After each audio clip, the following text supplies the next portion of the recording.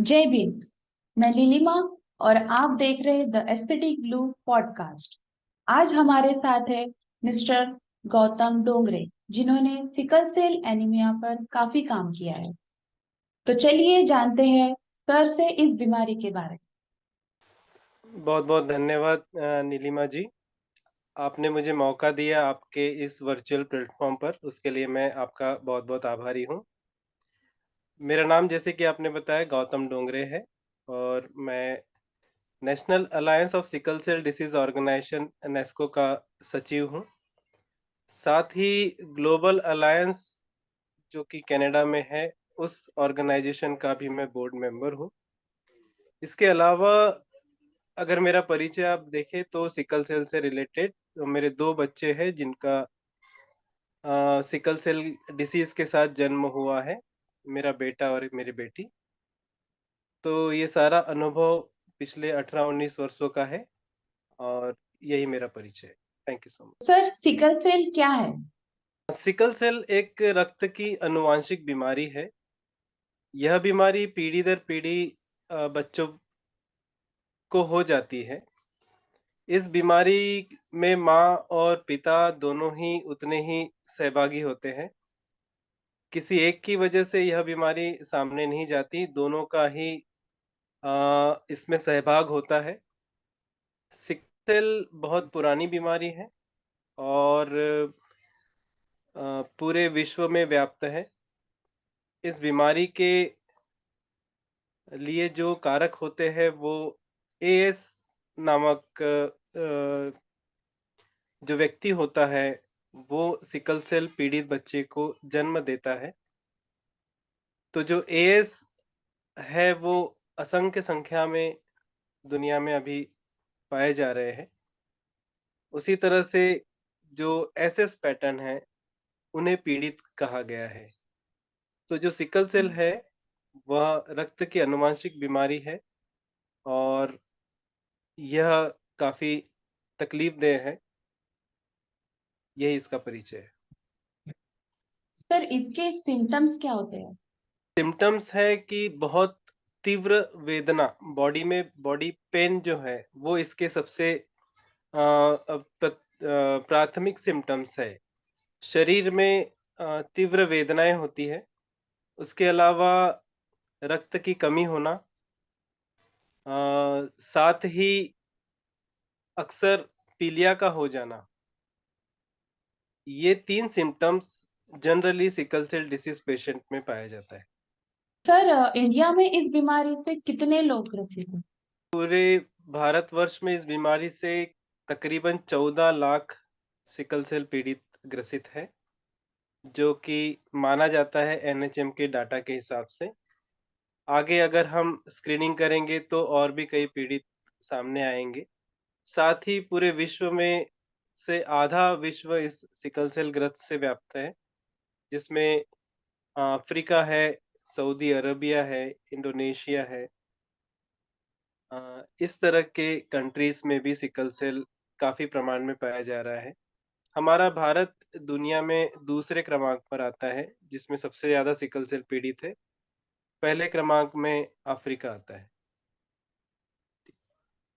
Sir, globally इसे कितना देखा जा रहा है? हाँ, जैसे कि मैंने अभी आपको बताया कि ग्लोबली ये हाँ। अफ्रीका में सबसे ज़्यादा पाया जा रहा है और सऊदी अरबिया में भी काफ़ी पेशेंट्स हैं इसके। और भारत हमारा दूसरे क्रमांक में है और इसी क्रम में जो एएस होता है, जिसे हम सिकल सेल ट्रेट कहते हैं, भारत में वो तकरीबन 2 करोड़ से ऊपर एएस पाए जाते हैं, जो कभी भी सिकल सेल पीड़ित जो बच्चे हैं उन्हें उन्हें जन्म दे सकते हैं। सर, जब बात इंडिया की आती है तो हम इस बीमारी को एज अ सोशल स्टिग्मा क्यों देखा जाता है? हाँ, ये बहुत अच्छा सवाल है और बहुत ही अहम सवाल है नीलिमा जी, क्योंकि बीमारियों की भी एक जाति बना दी गई है कि सबसे ऊँची बीमारी कौन-सी। उन जातियों के क्रम में शोकांतिका है कि सिकल सेल को सबसे हीन बीमारी माना जाता है पूरे भारतवर्ष में, क्योंकि अधिकतर ये शेड्यूल्ड ट्राइब और शेड्यूल्ड कास्ट में इसका प्रमाण थोड़ा ज़्यादा है। लेकिन चूँकि ये बरसों से है, इसके साथ अनेक-अनेक भ्रम निर्माण हुए हैं, क्योंकि इसका डायग्नोसिस, इसके बारे में जो रिसर्च है, वो काफ़ी देरी से हुआ, लेकिन अभी इसका रिसर्च बहुत तेज़ी से चल रहा है। लेकिन इस बीमारी से जब लोग मर रहे होते थे, तो लोगों ने अपनी-अपनी मान्यताएँ उस बीमारी के साथ जोड़ दी, क्योंकि उसको उस वक़्त नाम नहीं था कि ये बीमारी सिकल सेल डिसीज़ है। मैं आपको उदाहरण बताऊँ, हमारे महाराष्ट्र में, मैं महाराष्ट्र से बिलॉन्ग करता हूँ, विदर्भ का रहवासी हूँ। तो विदर्भ में यह बीमारी अधिकतर शेड्यूल कास्ट में सबसे ज़्यादा प्रमाण में पाई जाती है, उसके बाद शेड्यूल ट्राइब और फिर अदर बैकवर्ड क्लासेस में। तो यहाँ ऐसी मान्यता है नीलिमा जी, कि लोग किसी को भी पूछे तो वो कहता है कि पुराने समय में कोई जो मांसाहार करते थे, ऐसी कम्युनिटी को सिकल सेल होता है। ये हमारे विदर्भ की मान्यता है। चूँकि हम लोग नेशनल काम करते हैं, तो छत्तीसगढ़ में मान्यता अलग है। वहाँ अधिकतर लोग जो है, वो ये जानते हैं कि ये बीमारी चावल खाने से होती है। उसी तरह गुजरात में भी चावल खाने से बीमारी होती है, ऐसी कुछ मान्यता है। तो अलग-अलग स्टेट में अलग-अलग लोगों की अलग-अलग मान्यताएँ सिकल सेल के साथ जुड़ी है, और अधिकतर इसको विदर्भ में, महाराष्ट्र में काफ़ी छोटा बीमारी के रूप से देखा जाता है, और लोग इसे बताने में शर्माते हैं। शायद यही एक कारण है कि इस बीमारी का प्रसार भी कम होने की वजह से, इस बीमारी के साथ जो सोशल स्टिग्मा जुड़ा हुआ है, उस वजह से लोग बाहर आकर के बताते नहीं हैं कि हमें इस बीमारी से ग्रसित है और हमें इसका इलाज करना है। चूँकि इसे हीन दर्जा दिया गया है, इस बीमारी को, बड़ी शोकांतिका है। वो सिर्फ़ महाराष्ट्र में देखी जाती है, और पूरे भारत में काम करते हुए हमने देखा है कि बाहर इसका इतना भयानक स्वरूप नहीं है। सिर्फ़ इतना ही है कि ट्राइबल्स में है, और भी अदर बैकवर्ड क्लासेस में है।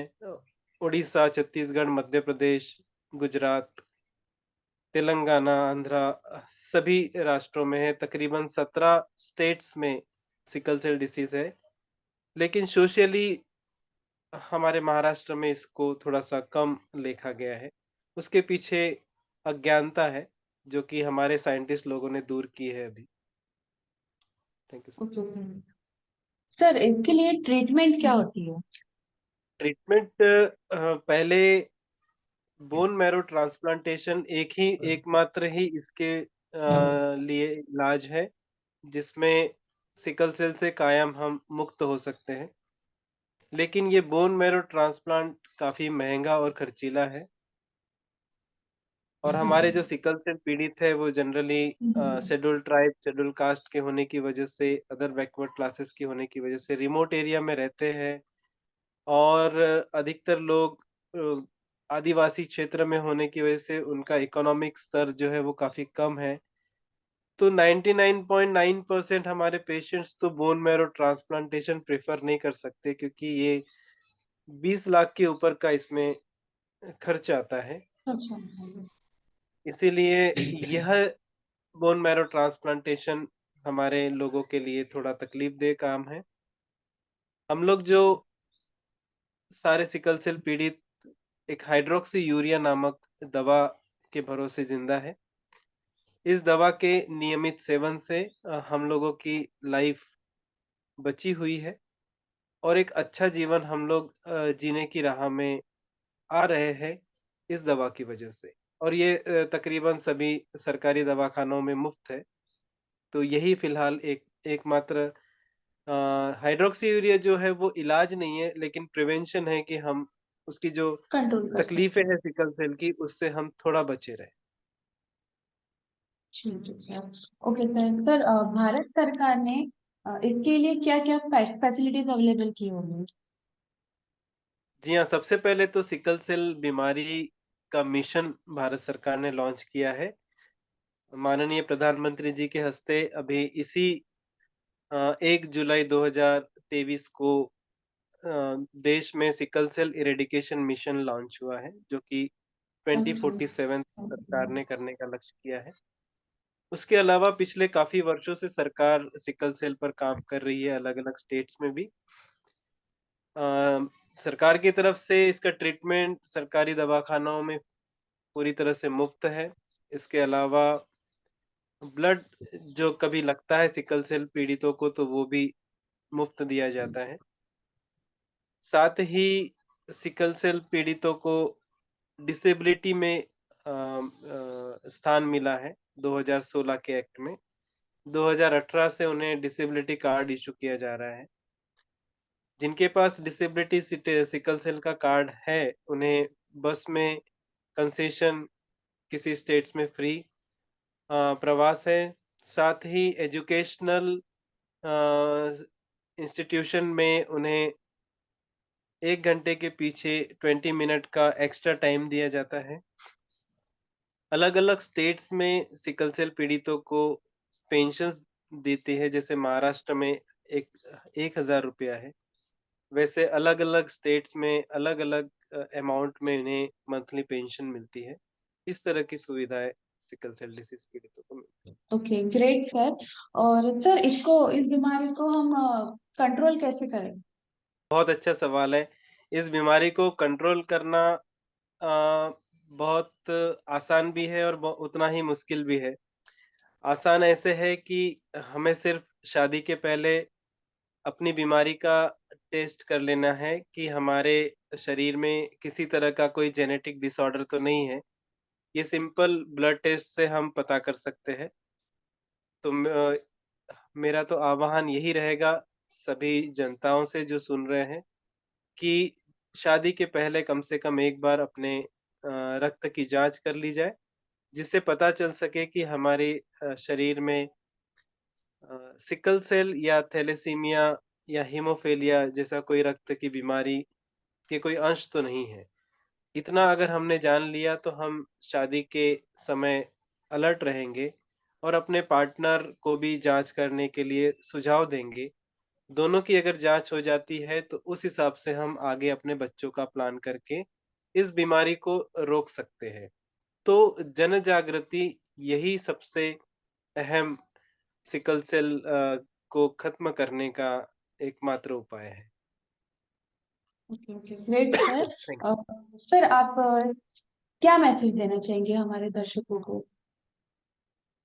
जी हाँ, मैसेज तो मेरा यही है जो मैंने अभी कहा कि शादी के पहले सभी ने अपना एक बार ब्लड टेस्ट करा लेना चाहिए।